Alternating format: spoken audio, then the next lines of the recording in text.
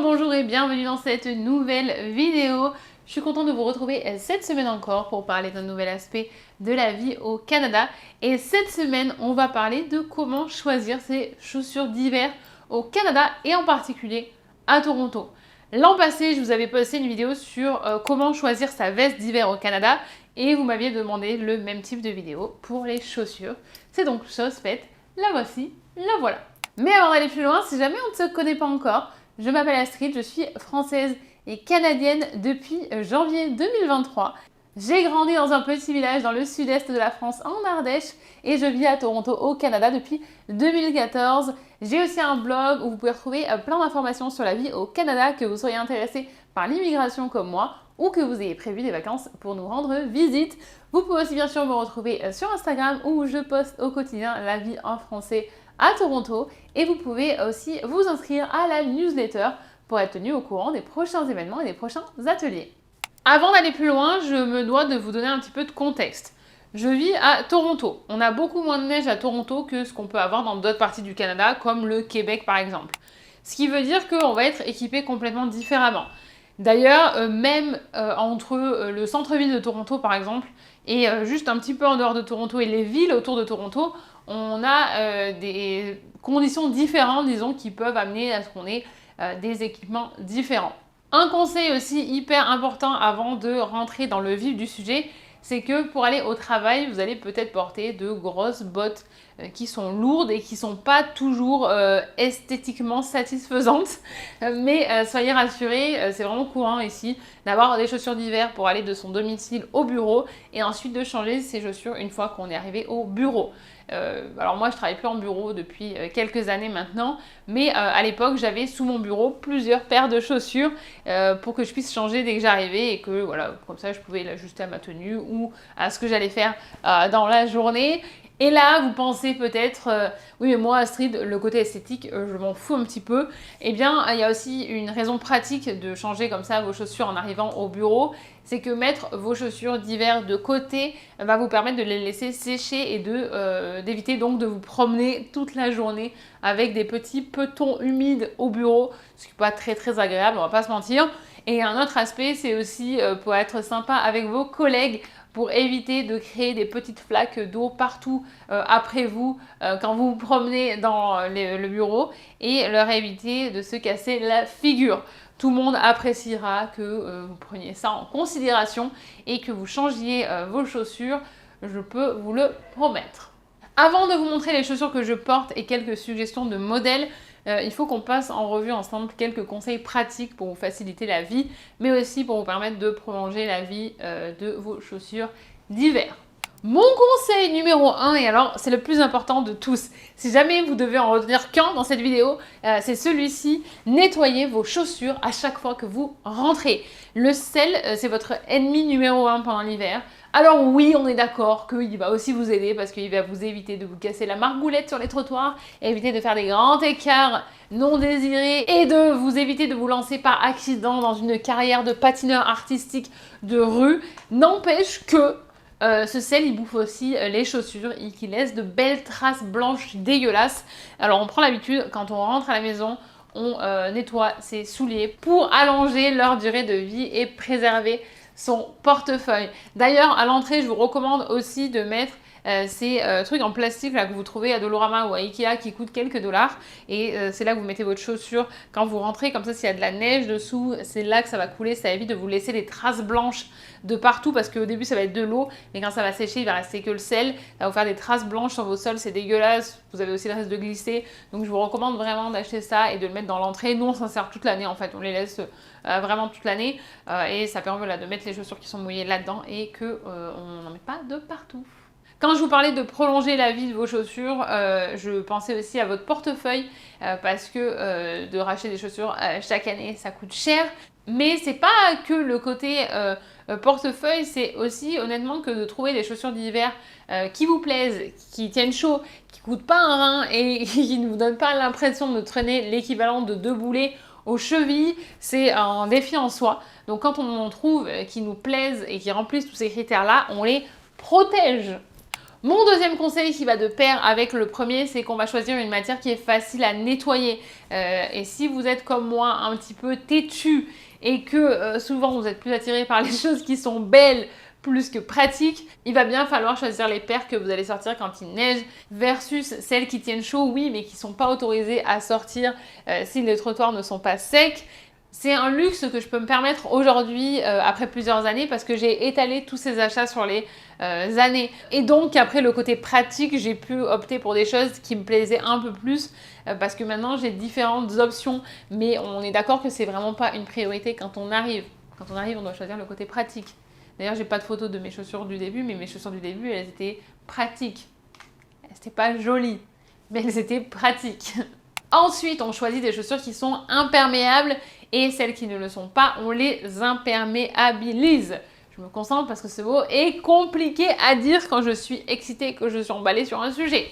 Je vous mettrai un lien dans la barre de description avec le produit qu'on utilise ici à la maison pour toutes nos chaussures. Je ne vais pas vous mentir, c'est pas moi qui suis en charge de ça à la maison, c'est lui qui a la responsabilité de s'occuper de toutes nos chaussures pour ça. Mais quand je le vois faire, je vois qu'il passe une première couche, il laisse sécher pendant un petit moment et ensuite il repasse une deuxième couche pour plus de protection. Je vous conseille aussi de faire la même chose, mais surtout de bien lire les instructions sur la bouteille pour plus d'informations. Faites-le bien dehors aussi ou dans un endroit très aéré parce que ça sent quand même assez fort. Hein. Mais ne négligez pas cette option qui est quand même assez simple et qui va vous aider à préserver vos chaussures. Ce conseil fait aussi partie de ce qu'il faut retenir absolument, c'est qu'il va falloir choisir des chaussures à semelles épaisses. Pourquoi? Tout simplement parce que cette épaisseur va servir d'isolation entre le sol glacé et vos pieds. Et si jamais vous avez un doute et que vous ne me croyez pas, que vous ne pensez pas que mon expérience a de la valeur et que vous pensez que on peut s'aventurer avec des chaussures qui n'ont pas de semelles plus épaisses, je vous propose d'essayer de sortir avec des bains de Simon. Vous savez, les bains de Simon, les petites chaussures là.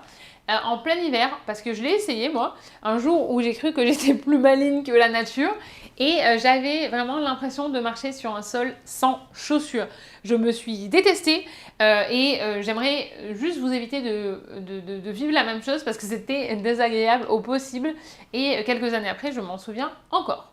Une autre astuce, si vous avez vraiment froid aux pieds, c'est d'ajouter des petites semelles isolantes que vous pouvez trouver à Dolorama ou sur Amazon. Je vous mettrai le lien en barre de description de celles que moi j'ai, mais j'ai été incapable de les retrouver pour vous les montrer dans la vidéo, donc je vous mettrai une photo, tadam, je sais pas où elles sont, mais je vous encourage à acheter ça aussi, ça coûte pas très cher et ça vous permet de protéger un petit peu plus et surtout vous pouvez les changer assez facilement d'une paire à l'autre, donc vous n'avez pas besoin d'en avoir 50. Et en parlant de ça, je vous mettrai aussi dans la barre de description la vidéo que j'ai postée l'an dernier sur les 10 conseils pour vous préparer à l'hiver au Canada. Alors, je vais vous montrer le type de chaussures que je porte en hiver. Je répète encore une fois que je vis en centre-ville de Toronto où on a rarement de la neige. Il y a beaucoup de fois où en fait je peux sortir simplement avec mes baskets parce que par exemple mes Air Force One elles ont une semelle qui est plus épaisse. Donc il y a beaucoup de fois en fait où j'ai pas forcément la nécessité d'avoir des chaussures particulièrement d'hiver. Mais ça reste vraiment un cas exceptionnel parce que je pense que le centre-ville de Toronto, c'est probablement l'endroit où il y a le moins de neige et il fait le moins froid autour. Donc, à prendre avec des pincettes, ce que je vous dis.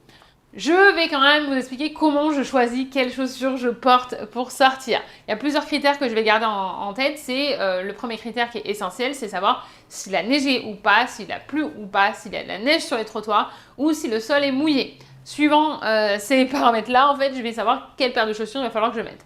Ensuite, je vais aussi penser à quelque chose d'autre quand je choisis mes chaussures pour sortir, c'est est-ce que je vais juste faire une course rapide? Est-ce que je vais pas être longtemps dehors? Parce que dans ce cas-là, je suis un peu plus flexible sur mes chaussures et c'est par exemple dans ces cas-là que je vais porter juste mes Air Force One là, et hop, pour traverser, faire ma course. Et c'est terminé. Parce que je reste pas longtemps dehors, parce que je traverse la rue, parce que je vais faire 2 pâtés de maison. Autre cas de figure, c'est si je vais d'un point A à un point B en marchant, mais que j'ai pas prévu de rester dehors. Là, je vais encore penser différemment. Même configuration, mais je me pose la question, si je vais d'un point A à un point B, est-ce que j'y vais en transport ou est-ce que j'y vais à pied? C'est pas la même chose. Et une autre configuration, c'est est-ce que je prévois de rester longtemps dehors pour de longues heures? Est-ce que j'ai prévu d'aller faire une balade par exemple? Dans ce cas-là, je change aussi mon idée de ce que je vais porter. Voilà. Je crois quand même que je devrais rajouter qu'avec l'expérience, je suis devenue beaucoup moins frileuse que ce que j'étais. J'étais quand même assez frileuse quand je suis arrivée. Et je dirais que aujourd'hui, si je dois sortir rapidement, je vais choisir la solution de facilité et de ne pas prendre le temps de mettre mes bottes. Donc ce que je vous disais, c'est que je vais peut-être porter voilà, une paire de baskets pour sortir rapidement. Et ça dépend vraiment de la température qu'il fait. Mais tout le monde n'a pas à faire ça. Tout le monde n'a pas la même tolérance au froid. Tout le monde n'a pas le même manque de patience peut-être que j'ai à mettre mes bottes. Et surtout, je ne suis pas toujours un bon exemple là-dessus. Après, il faut garder en tête quand même que chacun a son propre niveau de confort et que la sensation de froid est propre à chacun. Alors voilà, ça c'est potentiellement ce que je peux porter s'il n'y a pas de neige et s'il fait pas trop froid et que le sol est sec. Donc celles-ci par exemple, c'est mes préférées, mais je les aime d'amour. C'est des Jeffrey Campbell que j'ai trouvé en plus à Nordstrom Rack à l'époque, genre à $80 alors qu'elles en faisaient 300. Je les adore, vous voyez qu'elles ont la semelle épaisse, elles sont jolies, je trouve, à mon goût, et elles tiennent vraiment chaud à l'intérieur. Par contre, celle-ci, s'il neige, c'est hors de question parce que c'est pas une matière qui permet d'aller dans la neige. Ensuite, j'ai celle-ci que je vais porter si jamais c'est mouillé dehors parce que celles-ci sont imperméables. Et pareil, semelle plus épaisse. Celles-ci, je les aime beaucoup aussi parce que si je veux aller quelque part où je veux quand même être à l'aise, pas avoir froid, mais quand même avoir l'air habillé, c'est joli, ça brille, tout ça, tout ça. Et celle-ci, c'est Jelly Lemon, un truc comme ça. Je vous mettrai toutes les... Je pense que je pourrais pas toutes les retrouver parce que, comme je vous dis, je les ai achetées sur plusieurs années. Mais je pourrais vous mettre la marque si vous voulez aller voir s'ils en ont des nouvelles. Si jamais il a juste plu, j'ai celle-ci que j'ai achetée il y a quelques mois, des Uggs. C'est vraiment juste des bottes de pluie, hein. Pas grand chose de très compliqué, mais elles tiennent pas très très chaud. Et ensuite, celle que moi je vais porter si jamais il y a de la neige à Toronto, c'est mes Timberland. Je les ai depuis un moment, parce que j'ai dû les acheter en 2018. Donc vous voyez, c'est un bon investissement, surtout que je les avais eu en solde. Je suis la reine des soldes, hein, donc... Et je les avais payés peut-être $50 à l'époque. J'étais contente parce que c'était pas les jaunes et moi je voulais absolument avoir une autre couleur que les jaunes. Par contre, je dois reconnaître que ça tient super chaud. C'est bien imperméabilisé. J'ai pas les pieds mouillés. Je peux marcher pendant des heures dehors. Et je suis bien. La seule chose, c'est qu'elles sont quand même beaucoup plus lourdes que les autres chaussures.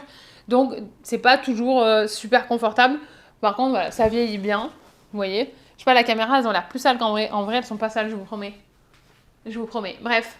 Je vous mettrai la référence si vous voulez, elles sont comme ça à l'intérieur. Voilà. Je les avais pris chez SVP qui n'existe plus sur Queen, mais je me demande s'ils n'ont pas un autre magasin et eux ils ont toujours des trucs en promo. Par contre, si vous prévoyez de passer du temps sous la neige à explorer des parcs par exemple, je vous recommanderais quand même de vous tourner vers des marques comme The North Face, Sorel, Uggs, Columbia pour vraiment acheter des bottes d'hiver. Moi en fait, c'est vrai que je passe pas du temps. Je fais pas de sport d'hiver ou de trucs comme ça, donc j'ai pas, à part mes Timberland, c'est vraiment ce que je vais porter dehors s'il y a de la neige. Mais comme je suis pas quelqu'un qui fait beaucoup d'activités dans la neige, j'ai jamais investi, enfin j'en avais à une époque, comme j'avais pas investi dans une bonne qualité, ça n'a pas duré très très longtemps. Mais peut-être qu'éventuellement, il faudrait quand même que j'investisse sur une bonne paire de bottes. Je vais vous mettre les modèles que je suis en train de regarder dans un article pour vous aider à faire votre choix. Et je vous mettrai bien sûr le lien dans la barre de description.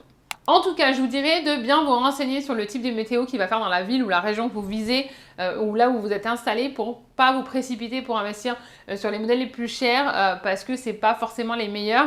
Donc, suivant la météo que vous allez avoir, vous allez pouvoir adapter et vous allez aussi voir par exemple que la différence, je me rappelle que quelqu'un qui habitait, une Canadienne de Montréal, qui était arrivée à Toronto, qui m'avait dit en fait moi à Toronto je suis en petite botte toute l'année et ça me suffit amplement parce que c'est pas comme Montréal.